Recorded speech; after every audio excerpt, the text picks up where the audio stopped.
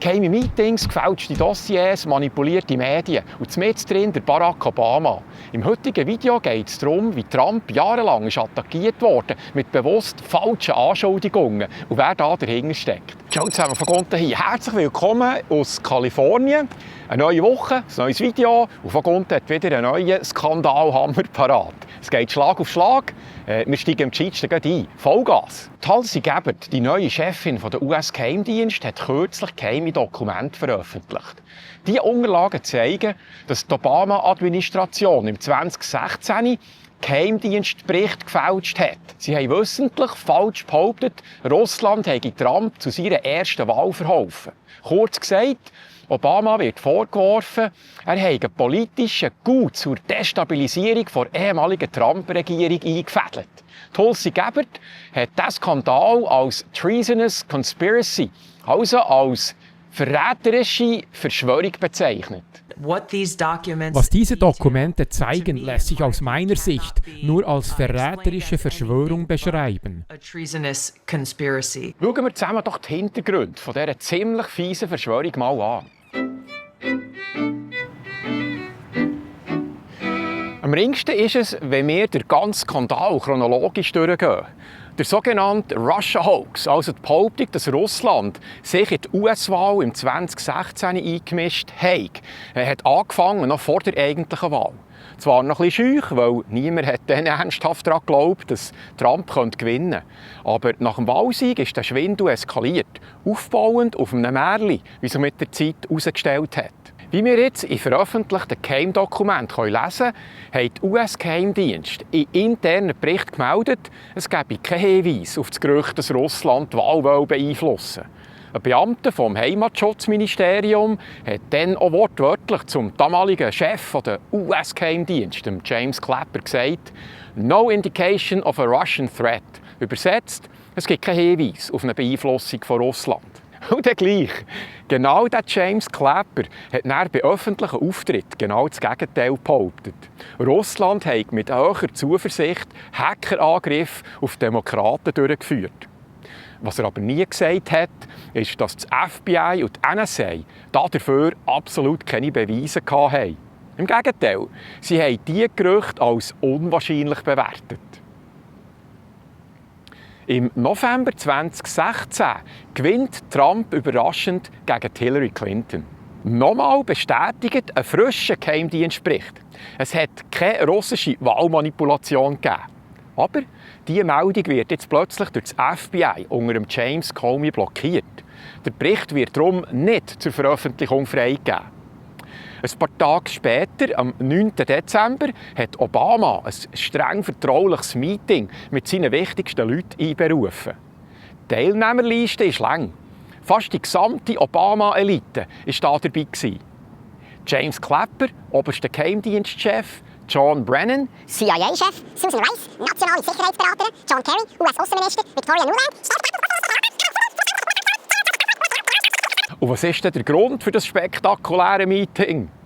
Obama höchstpersönlich fordert eine neue Einschätzung mit dem klaren Ziel, wir müssen Russland die Schuld für den Wahlsieg von Donald Trump geben. Was in diesem Raum ist beschlossen wurde, hat die Zukunft verändert. Es war der Moment, wo aus einem haltlosen Gerücht ein staatliches, legitimiertes Narrativ ist geworden. Es ging nicht darum, etwas leicht umzudeuten, sondern um eine völlige Kehrtwende. Vorher hieß es ganz klar, es gibt keine Äpfel. Wir sehen weit und breit keine Äpfel. Nach diesem entscheidenden Treffen hieß es auf einmal, überall Äpfel. Wir stehen mitten in einem Obstgarten, alles voller Äpfel. Wir sehen nichts anderes mehr. Noch während dieser neue Auftragsbericht erarbeitet wird, haben erste Insider gezielt Desinformationen an die Presse geleakt, zum Beispiel an die Washington Post. Die Medien behaupten ab diesem Moment praktisch geschlossen, Russland habe Trump zum Wahlsieg verholfen. Am 6. Jänner ist dann endlich der neue, manipulierte Bericht, der sogenannte ICA, das Intelligence Community Assessment, herausgekommen.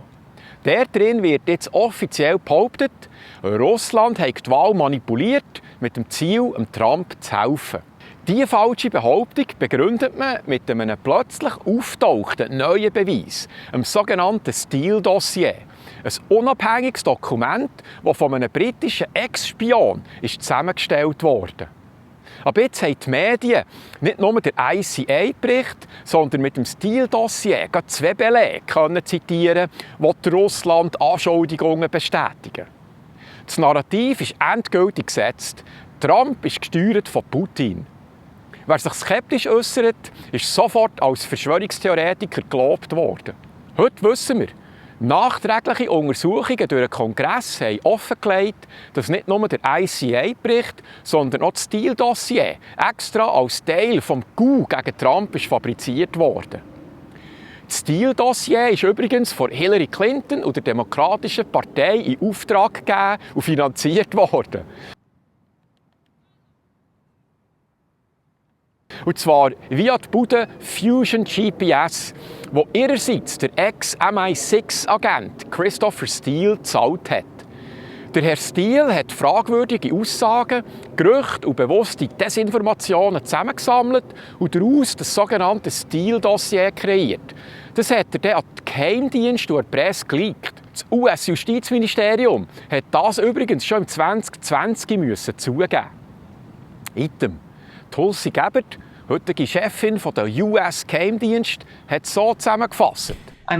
Ich bin keine Juristin. Die strafrechtliche Bewertung überlasse ich dem Justizministerium. Aber die Absicht und das, was darauf folgte, lässt sich nur als lang angelegter Putsch und als Akt des Verrats bezeichnen. Der Schaden war natürlich gross. Trumps erste Amtszeit war durchzogen von Anschuldigungen und Attacken wegen angeblicher Russland-Verbindungen. Die Mueller-Ermittlungen, die 2 Jahre lang gegangen und $40 Millionen gekostet haben, hat aber keinen einzigen Beweis für eine Manipulation ans Tageslicht gebracht. Kein Wunder, die ganze Story war ja von Anfang an konstruiert. Wie Sie wissen, gab es eine jahrelange Mueller-Ermittlung, die die Steuerzahler fast $40 Millionen gekostet hat. Es gab 2 Amtsenthebungsverfahren im Kongress. Präsident Trump und fast jedes Mitglied seiner Familie wurden verleumdet, angegriffen, mit Klagen überzogen, vorgeladen. Hochrangige Beamte wurden sogar verhaftet und ins Gefängnis gebracht. Und das ist nur ein Teil der Folgen. Aber im Kern stand von Anfang an eines: Präsident Obama und sein Führungsteam wollten den Willen des amerikanischen Volkes nicht akzeptieren, nämlich die Wahl Donald Trumps im Jahr 2016. Also haben sie diese verräterische Verschwörung inszeniert, um einen jahrelangen Staatsstreich gegen den amtierenden Präsidenten der Vereinigten Staaten zu führen.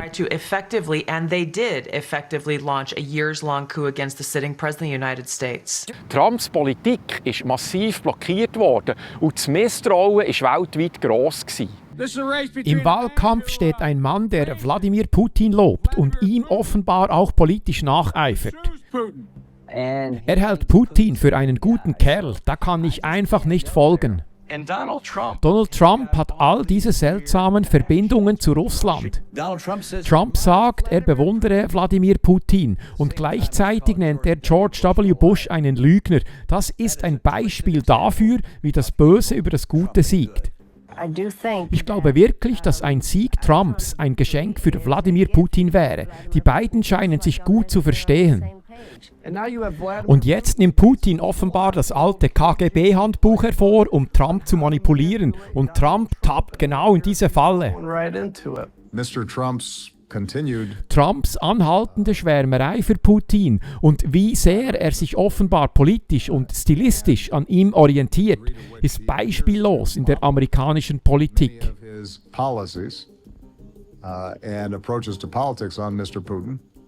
Is unprecedented in American politics. Das Krasse ist, wer sich auf Schlagzeilen in Gratiszeitungen und 1,5 Minuten Bericht der Tagesschau verlässt, hat diese ganze Schindluderei bis heute nicht mitbekommen. Es gibt Stimmen, die sagen, dass diese Anti-Russland-Propaganda die Stimmung gegen Russland bis heute prägt. Jimmy Dore zum Beispiel zieht eine direkte Linie vom Trump-Russland-Schwindel zur aktuellen Haltung von einer Mehrheit in den USA zum Ukraine-Konflikt. Was den aktuellen Krieg in der Ukraine betrifft, darin liegt ein zentraler Punkt. Man kann eine direkte Verbindung ziehen zwischen diesem Russia-Hoax von Obama und der Zustimmung vieler Amerikaner zur militärischen Unterstützung der Ukraine.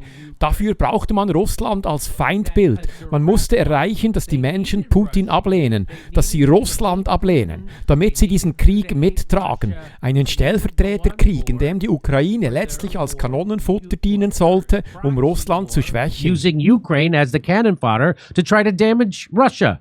Und was sagt der Obama selber zu all diesen Vorwürfen, die jetzt da rauskommen?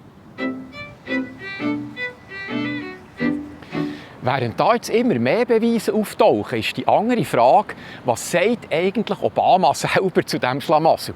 Seine Antwort überrascht oder auch nicht? Obama und seine Unterstützer weisen diese Vorwürfe klar zurück. Er selber sagt, die Russenbehauptungen von ihm und seinen Leuten seien legitim gewesen. Tulsi Gabbards Anschuldigungen sind nichts als Rewriting History, also ein Umbögeln der Geschichte. Ein anderer Obama-Mitarbeiter sagt zu Gabbards Kampagne schlicht und einfach, es sei kompletter Unsinn. Andere ehemalige Mitarbeiter der Obama-Administration verurteilen diese Vorwürfe als outrageous und ridiculous, auf Deutsch als unverschämt und lächerlich. Hier nochmal zusammengefasst die Vorwürfe gegen Obama und sein Team, dass wir es wirklich auch schnallen. Was wird Barack Obama vorgeworfen? Ganz konkret. Obama und sein engster Kreis, darunter John Brennan, CIA, James Clapper, DNA und James Comey, FBI, sollen wahre Geheimdiensterkenntnisse unterdrückt haben, die klar aufzeigen, dass Russland die US-Wahl im 2016 nicht beeinflusst hat. Stattdessen hat der Obama und sein Team uns allen einen Bär aufgebunden mit der Geschichte, Russland soll Trump zum Wahlsieg verholfen haben. Und Trump sei Putins Marionette. Das Ziel des Ganzen war, Trump seine Präsidentschaft zu sabotieren mit einem jahrelangen Coup gegen den demokratisch gewählten Präsidenten. Oh, sie können gerade Kübeln lernen. Glauben Sie, dass diese neuen Informationen den früheren Präsidenten Obama strafrechtlich belasten? Die Beweise, die wir gefunden und veröffentlicht haben, deuten direkt darauf hin, dass Präsident Obama die Erstellung dieses Geheimdienstberichts maßgeblich gesteuert hat. Es gibt mehrere Hinweise und nachrichtendienstliche Informationen, die genau das bestätigen. Ich habe noch nachgeschaut, was eigentlich die Definition ist von einem Coup. Ein Coup ist ein gezielter Staatsstreich, vielfach durch Machtmissbrauch von innen. In diesem Fall hier durch Beamte, Geheimdienstchefs und politische Berater aus dem Weißen Haus selber. Laut Journalisten wie Matt Taibbi war Obama direkt involviert. Er selber hat den Befehl gegeben, die offizielle Bewertung der Geheimdienste, den sogenannten ICA-Bericht, ganz umzuschreiben. Und es besteht kein Zweifel, es sieht danach aus, als sei das auf Anweisung des damaligen US-Präsidenten Barack Obama geschehen. Ja, und das wirklich Bemerkenswerte an diesen Dokumenten ist, am 9. Dezember gibt es eine Anordnung aus dem Büro der Nationalen Nachrichtendienste, in der genau beschrieben wird, was ein neuer Bericht der US-Geheimdienste aussagen soll, auf ausdrückliche Anweisung des Präsidenten. Auch der damalige CIA-Chef John Brennan hat laut den Aufzeichnungen von Anfang an gewusst, dass auch das Steele-Dossier eine Fabrikation war und hat es trotzdem aktiv zur Begründung des ganzen Russland-Narrativ missbraucht. Wenn das alles stimmt, was bedeutet jetzt das für die Verantwortlichen? Stehen wir jetzt vor einem der grössten politischen Prozesse der US-Geschichte?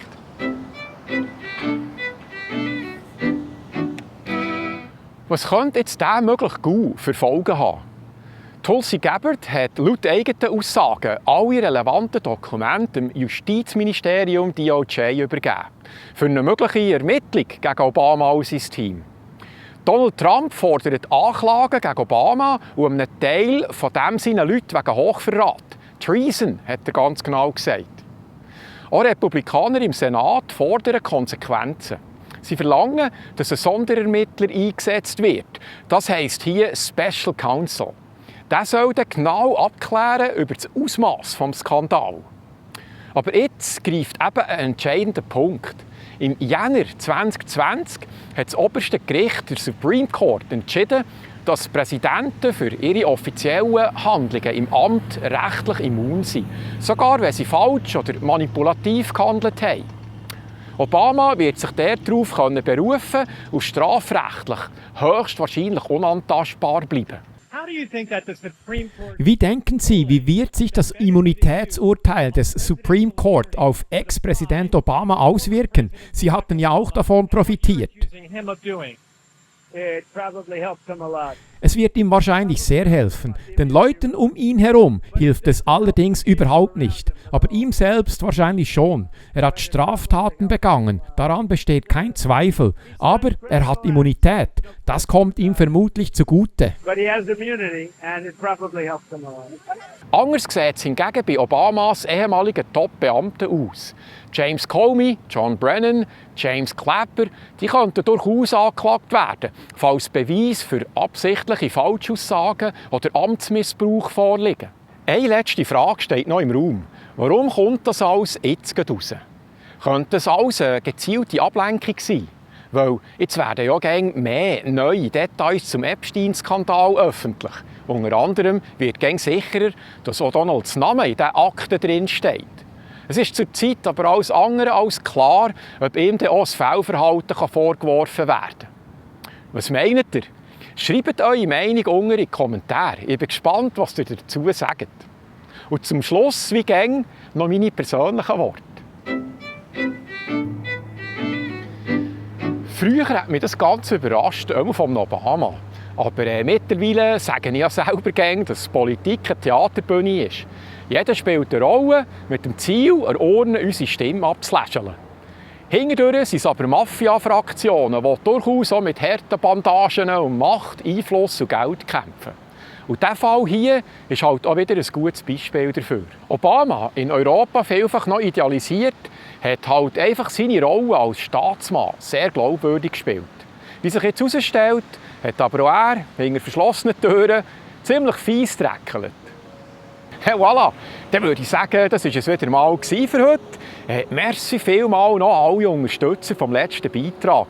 Das behaltet den Ball am Rollen und darum kann ich jetzt so regelmässig alle Wochen einen neuen Videobeitrag abliefern. Alle nötigen Infos findet ihr auf vogunten.ch. Merci nochmal vielmals. Vergesst mir nicht zu verraten, von wo ihr das mal zuschaut. Und dann würde ich sagen, cool, habt ihr auch heute geschaut. Bis zum nächsten Mal. Tschüss.